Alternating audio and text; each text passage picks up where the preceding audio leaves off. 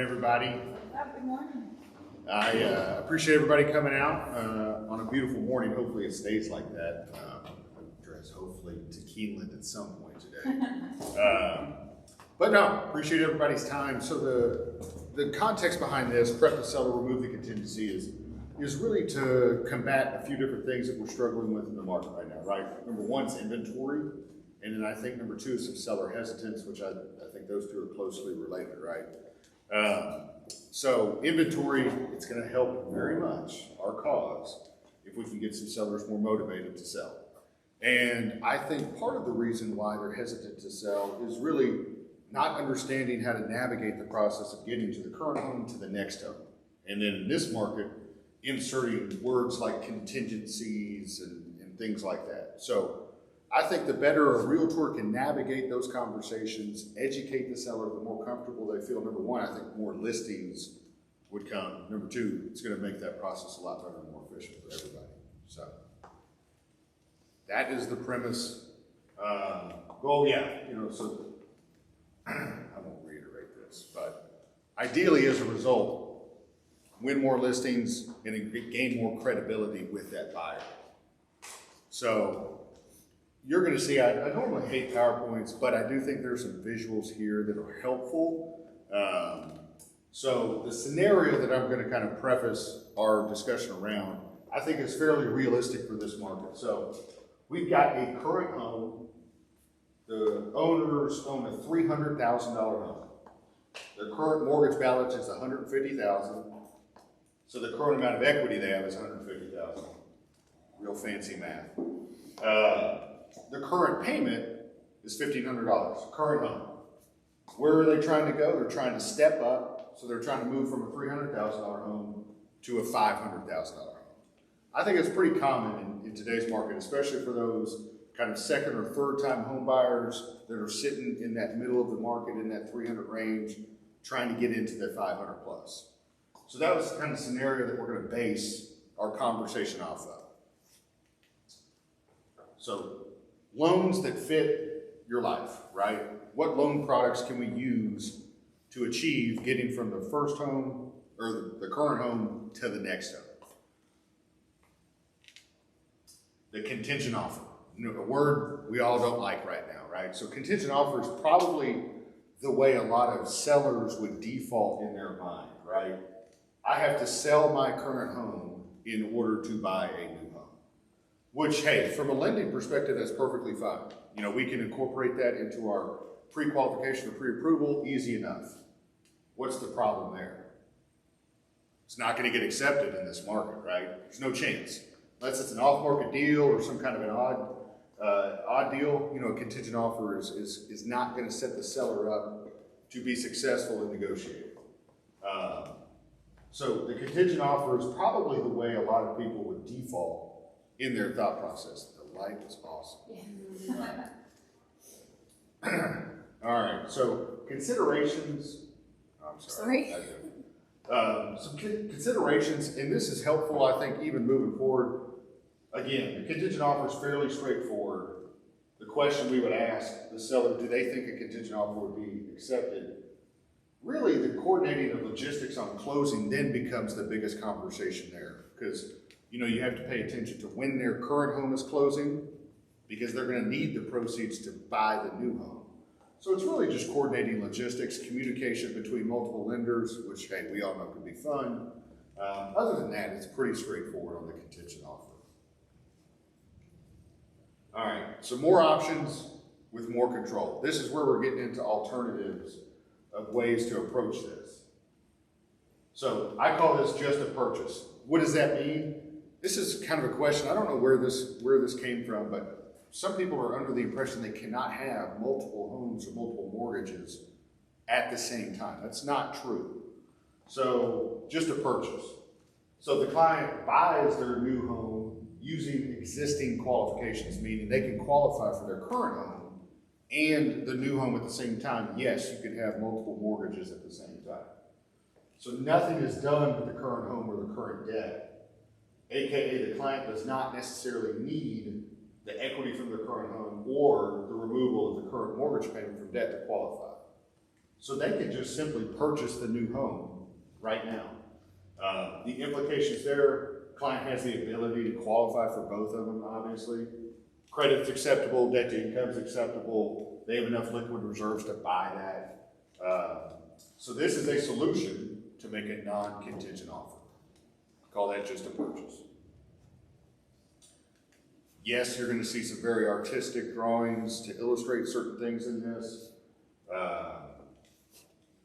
Current home, everything stays the same, right? The value, current payment, current equity.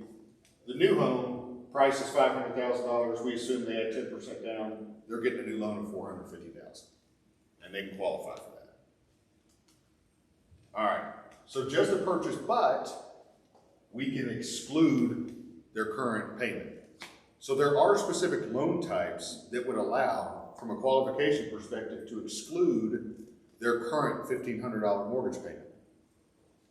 That is a specific type of loan, okay? This would be a little bit of a different, that's not like a Fannie Freddie FHA type thing. But the client buys a new home based on existing qualifications. Nothing is done with the current home. The client does not need the equity from the current home, but they would probably need to remove the $1,500 payment from their debt to income. So this is a solution for that. Using a loan type where we can exclude their current housing payment. There are some equity considerations. So if a client has enough equity, this could be a possibility. Considerations here, client has the ability to qualify for both loans.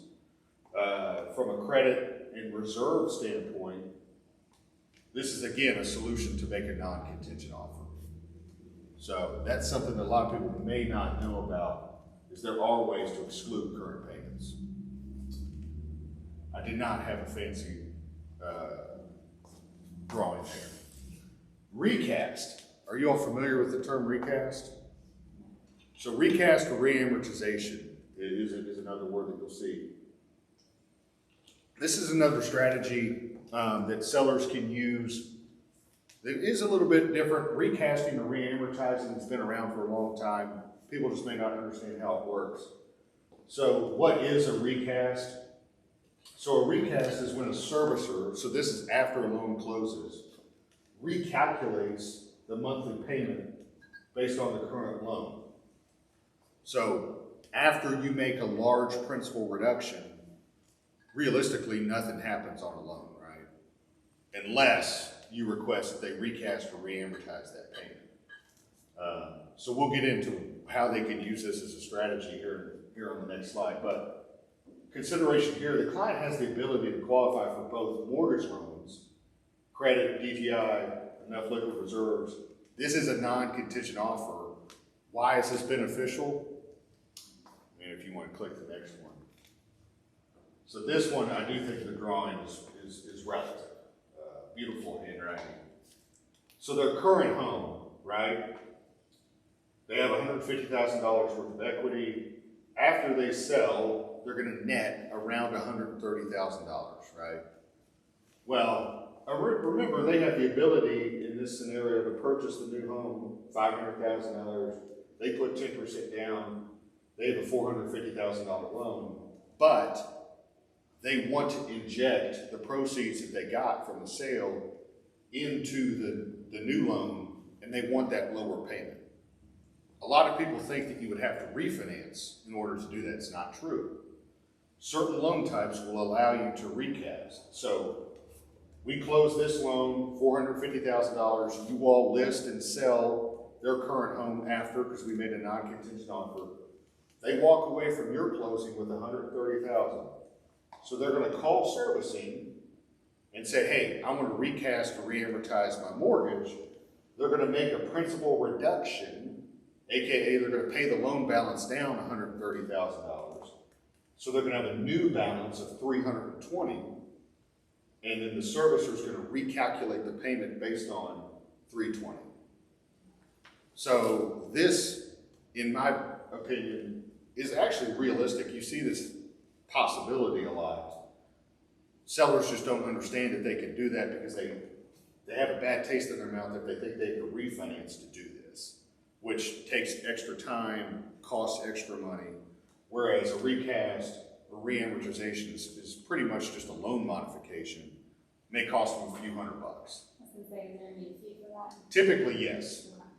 Side note on recasting or re-amortization, there are typically minimums that one would have to pay down in order to be able to request a recast. So let's be honest, if I have a mortgage, if I made a $1,000 payment, no, they're not going to recalculate my payment because I paid my principal down $1,000.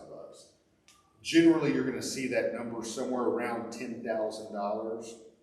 So a borrower would need to pay their loan down at least $10,000 to be able to request this. Most often, this is associated with conventional loans. This is not going to be applicable to government loan types. But again, in this situation, I think it's a very viable strategy to be able to walk them through. So here's getting the more creative side of things, and this is using additional leverage. I actually just had a buyer consultation call where we did this exact same thing 2 days ago. So using a HELOC, a lot of people know that term, HELOC, acronym for home equity line of credit. That is going to be a second mortgage. So how do we use that? So we're going to tap into the equity in their current home. So in this case, they do want or need the equity in their current home to make a down payment on the new purchase.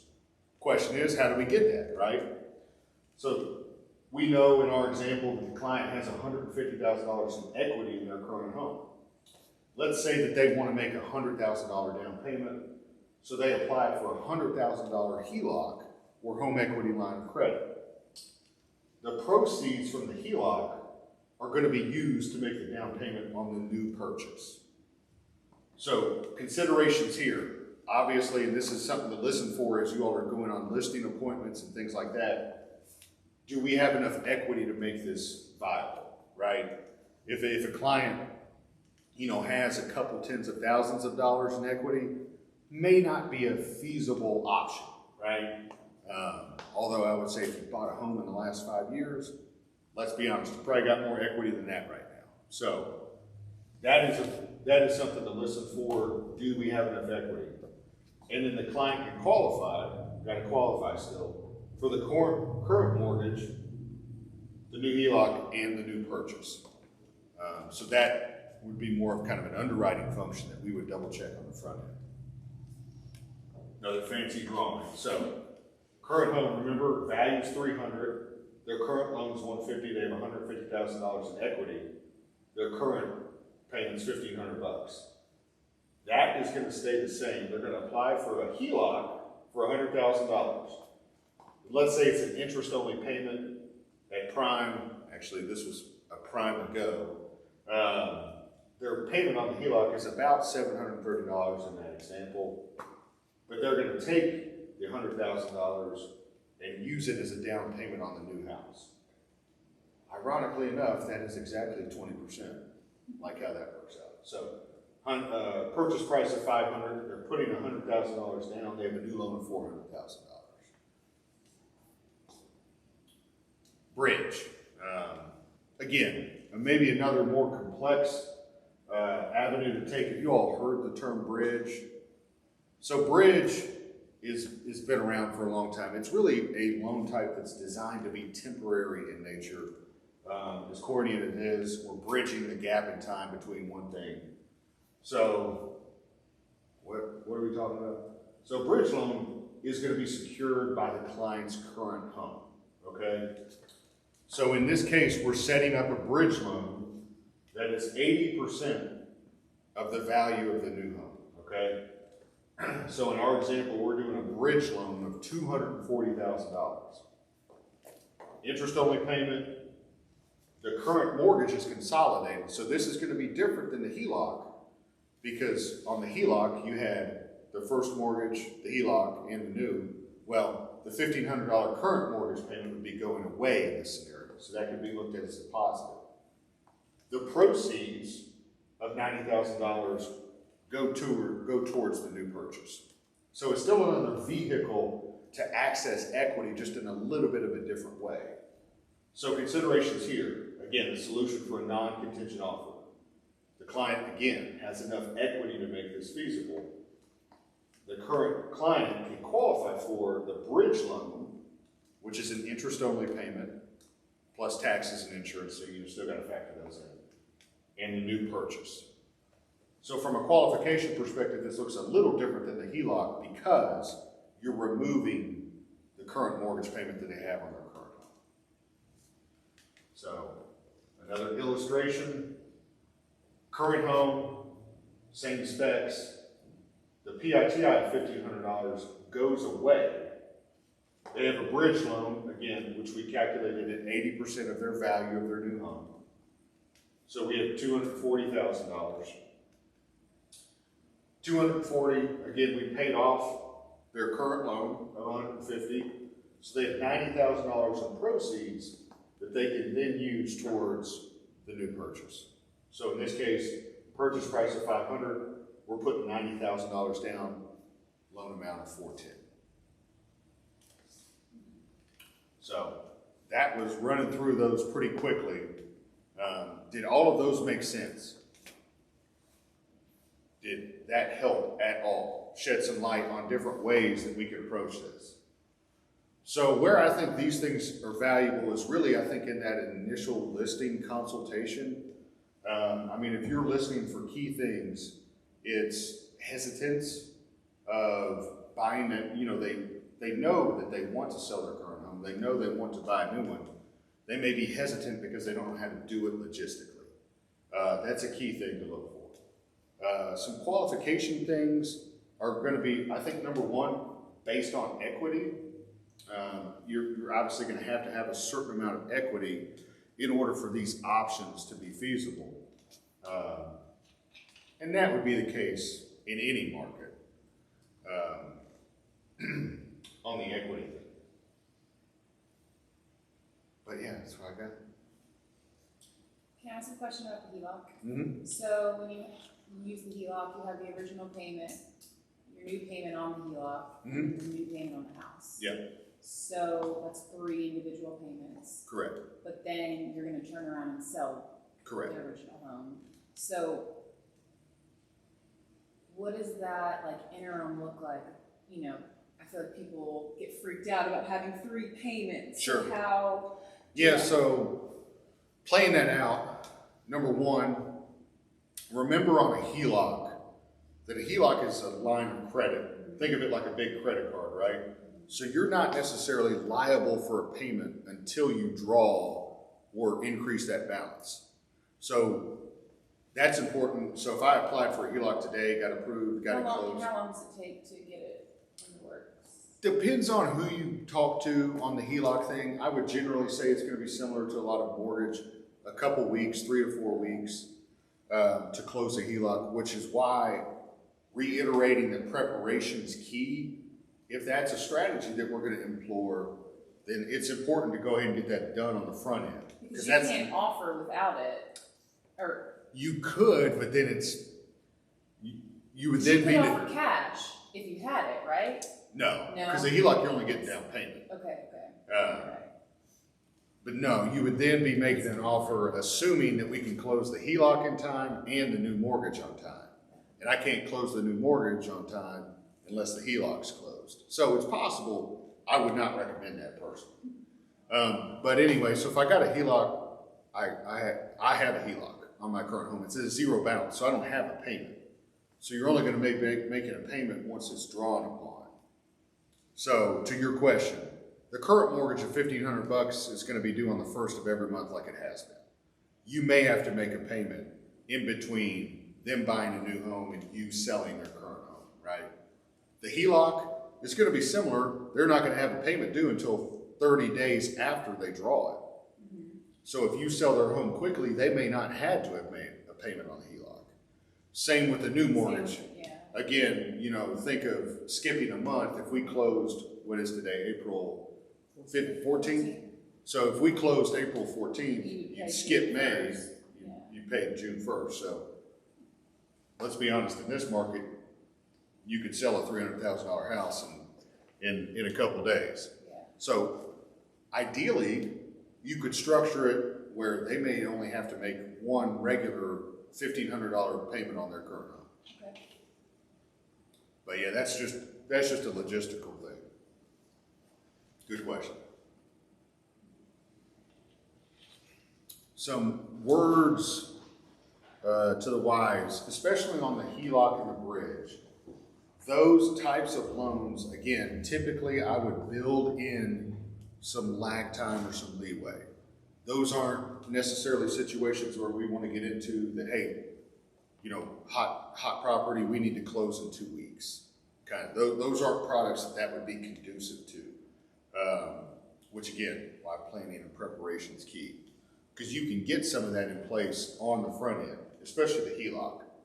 Bridge, you can technically close on that type of bridge loan before they find a new house as well. So if we know that ahead of time, that helps a lot. You said government loans are excluded, but jumbo could also be tied with the HELOC as well.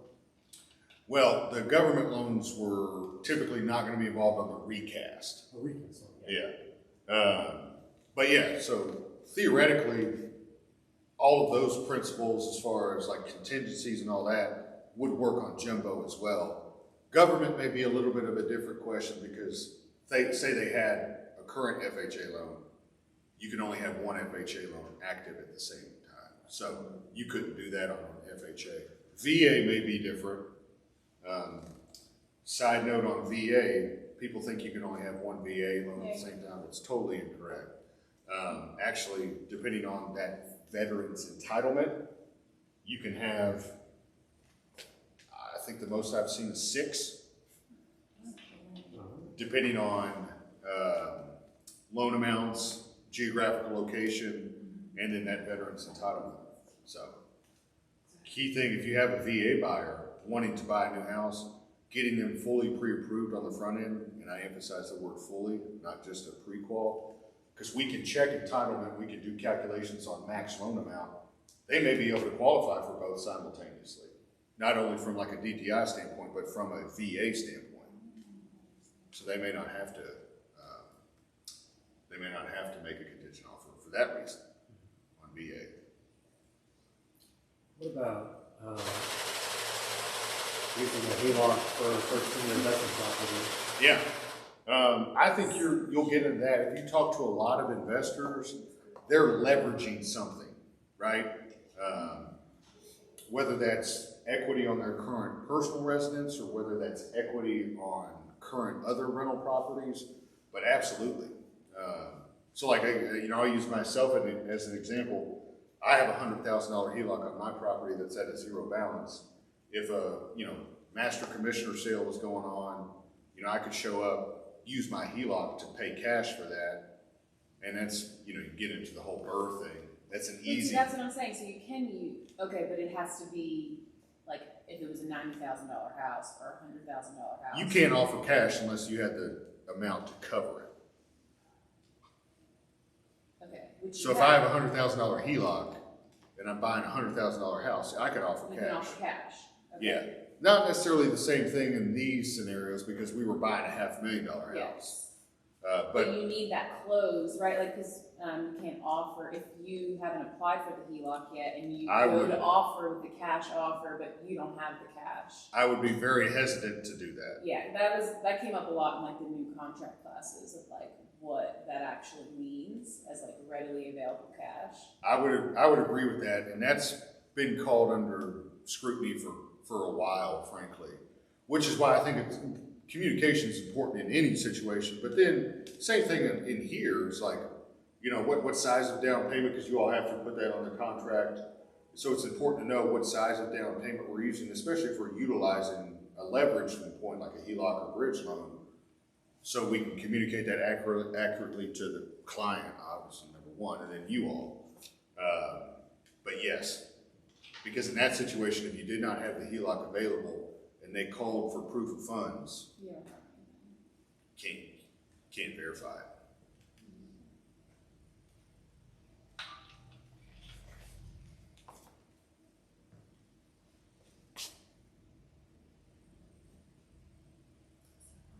It is riveting mortgage on both jumbo. No, So you can do 24 to 40 hours underwriting, basically.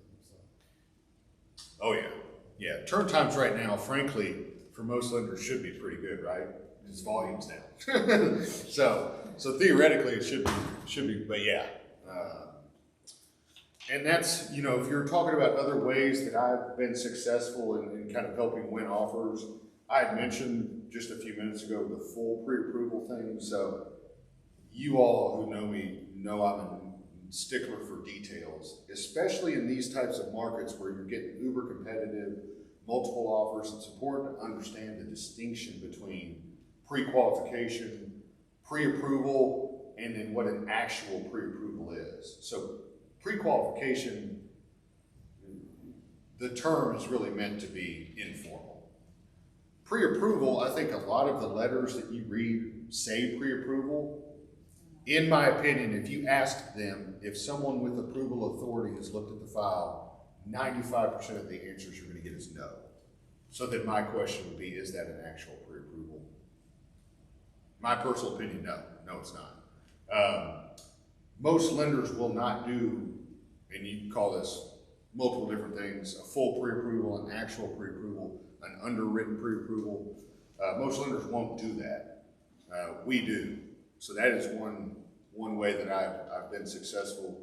If we can communicate that to the seller or the listing agent, that, hey, if you read the letter, actually, which baffles me, people don't read the letters that they get. They should.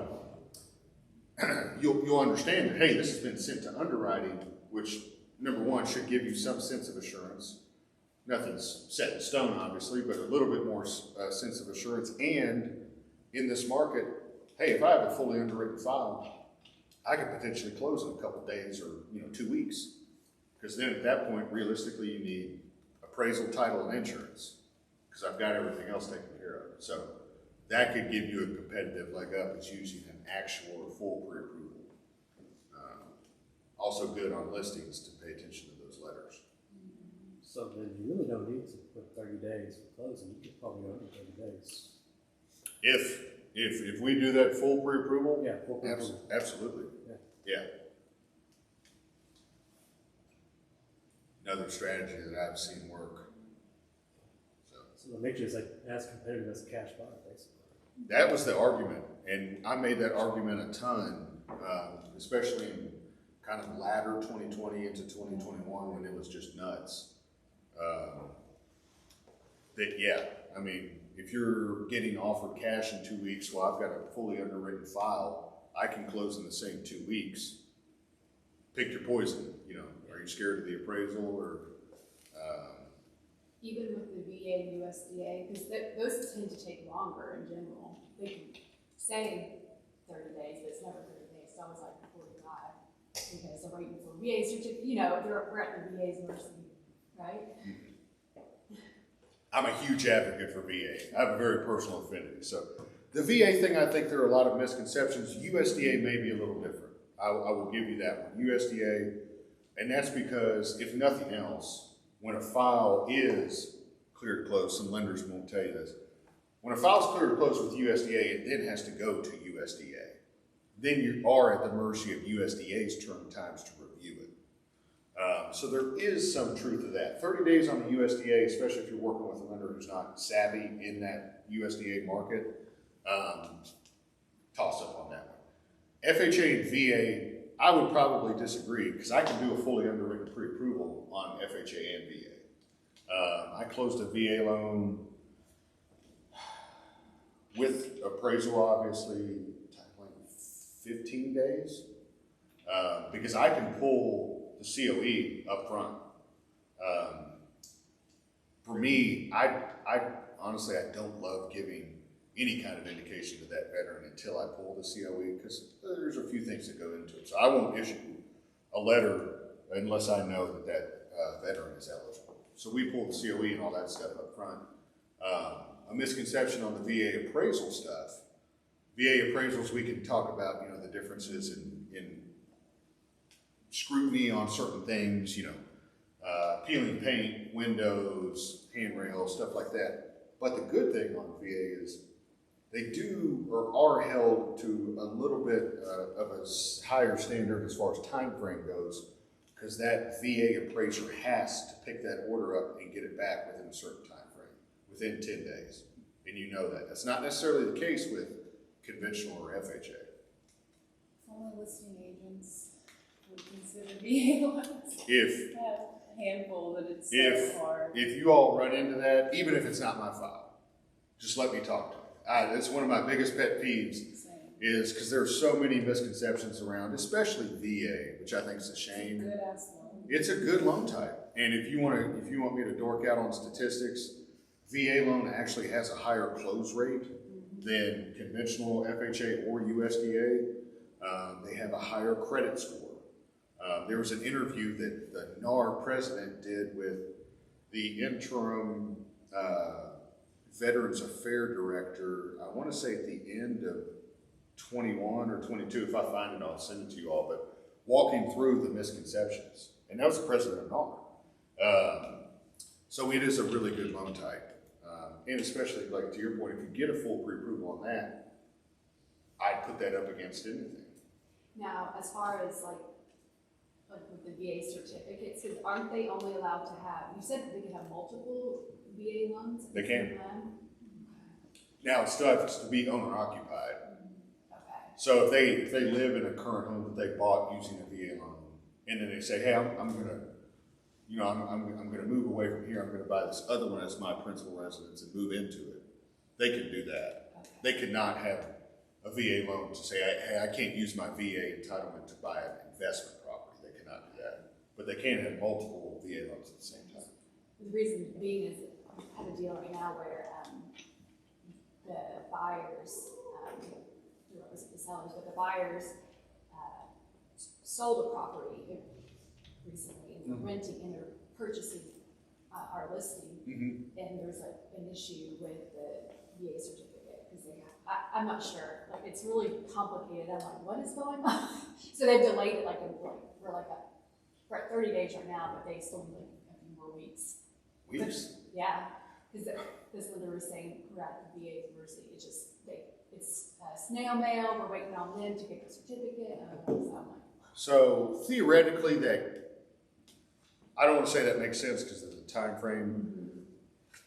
That could make sense in the fact that yes. So if that veteran had a current or a previous VA loan, when they pay it off, that should be recorded so it reinstates their entitlement. okay, And if they needed all of their entitlement to purchase your listing, obviously they do have to prove that. right. So there could be some logistical mix-up in proving that, hey, that old loan was paid off, their entitlement's what they call restored. Okay.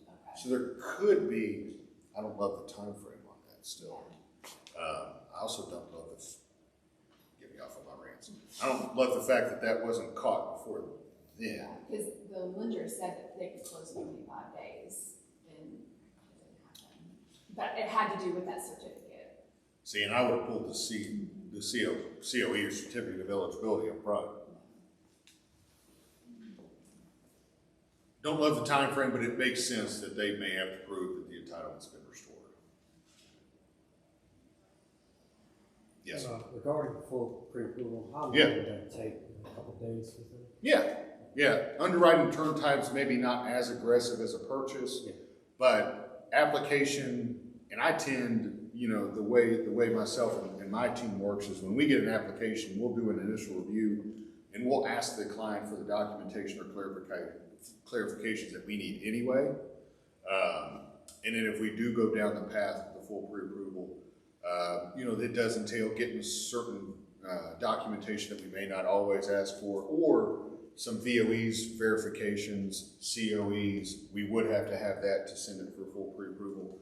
So once we get all the verifications back, underwriting turn time is usually 48 to 72 hours.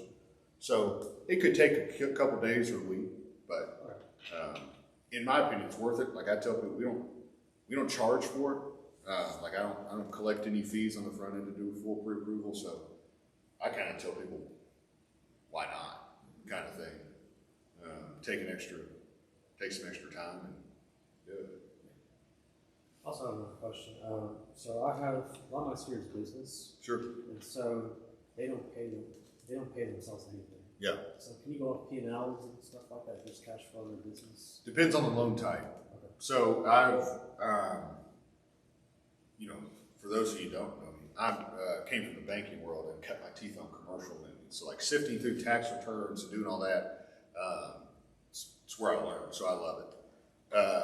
Self-employed borrowers on the residential side, everybody's going to say, you know, they're scrutinized or yes and no. It's just that the majority of loan types that we talk about, conventional, Fannie, Freddie, FHA, VA, USDA, they're all going to analyze income in a certain way. So for your self-employed borrower, basically what we're doing is averaging income over the last 2 years, right? That's why those self-employed borrowers have to provide 2 years of tax returns and all that. Can you substantiate income from a P&L? No, they will not. They will calculate the income based on the filed, important word there, filed, especially this time of year, filed tax return. So I had a gentleman, same thing. He's in an industry where, let's be honest, he makes quite a bit of money. He gross receipts, which again, people that own their own business crack me up.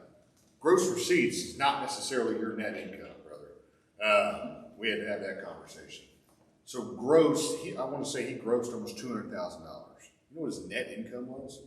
Like 18 grand. I was like, damn, dude, how did you write that much stuff off? So he talked with the bank, and obviously they were like, hey, we can't do anything. Which, if you're analyzing income in the traditional way, probably not a whole lot you can do. That, getting into understanding different loan types, there are different loan types geared towards that. So, you know, if you've all heard the term of like bank statement loans or, you know, some alternative solutions like that, classic situation. So as opposed to substantiating income through a tax return, I would literally get 12 to 24 months of bank statements, see how much money he's deposited, and make an income calculation from that.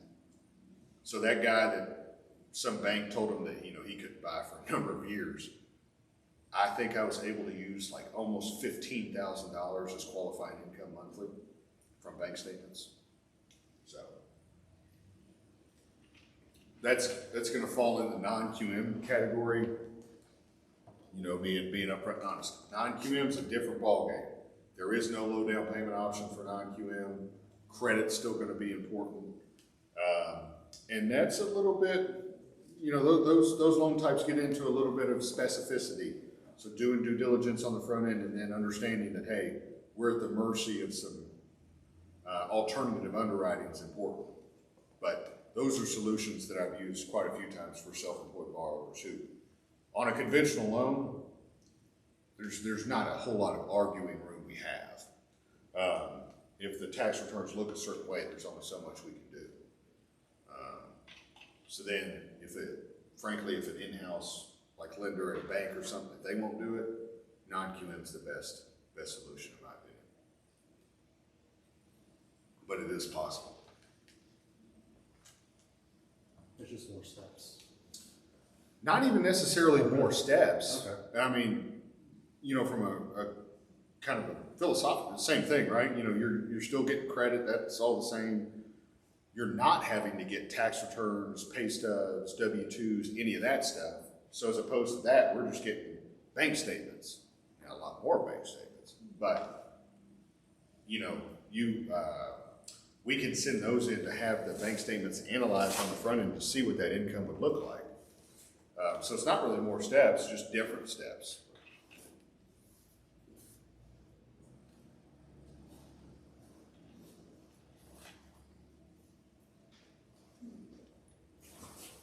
Anything else? I did bring a Crash your giveaway. office. I did bring a giveaway today. So one of you are going to have to guess something.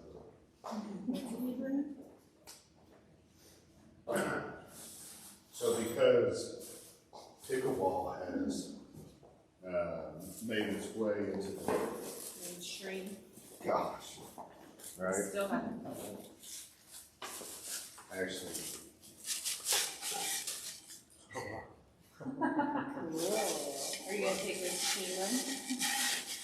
Or no, I'm giving these away, so.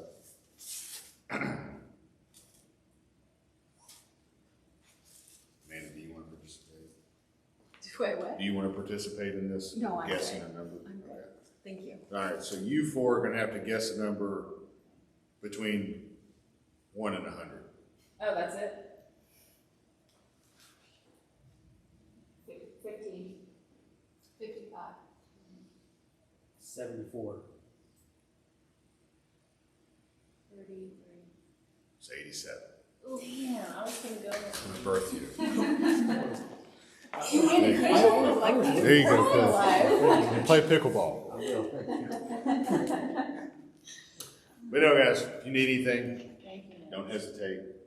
Man, you got that presentation, so if you want to send that out, yeah. We'll post all the agents too. We got some people watching online. Yeah. Awesome. Thank you. Thank you.